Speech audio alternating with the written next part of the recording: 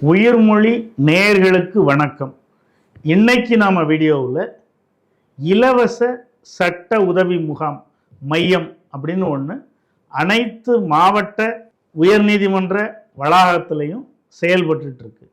இந்த இலவச சட்ட உதவி மையம் என்ன மாதிரியான வேலைகளை செய்யுது, இதைத்தான் இன்னைக்கு நாம வீடியோவில் பார்க்க போகிறோம். ஒரு நபர் பொதுமக்களில் ஒருத்தவங்க இருக்காங்க, அவங்களுக்கு பொருளாதார தேவை இருக்குது. அதாவது அவங்க கேஸ் ஃபைல் பண்ணுறதுக்கு அவங்கள்ட்ட போதிய பொருளாதார வசதி இல்லை. இந்த மாதிரி சூழ்நிலையில் ஒவ்வொரு மாவட்டத்திலையும் அதே மாதிரி உயர்நீதிமன்றத்திலையும் இலவச சட்ட உதவி மையம் அப்படிங்கிற ஒரு அமைப்பு இருக்குது.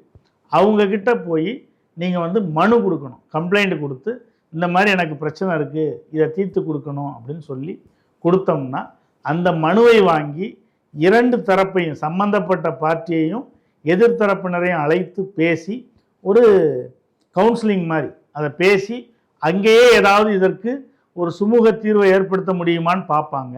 அப்படி முடியாத பட்சத்தில் அந்த நபருக்கு எதிராக வழக்கு தாக்கல் செய்வதற்கான செலவை அரசாங்கமே அவங்களுக்காக ஏற்படுத்தி தரும். இது ஒவ்வொரு மாவட்ட நீதிமன்றத்திலையும் இலவச சட்ட உதவி மையம் இருக்கும், அதே மாதிரி உயர்நீதிமன்றத்திலையும் இருக்குமோ அப்படிங்கிற விஷயத்தை தெரிஞ்சுக்கணும்.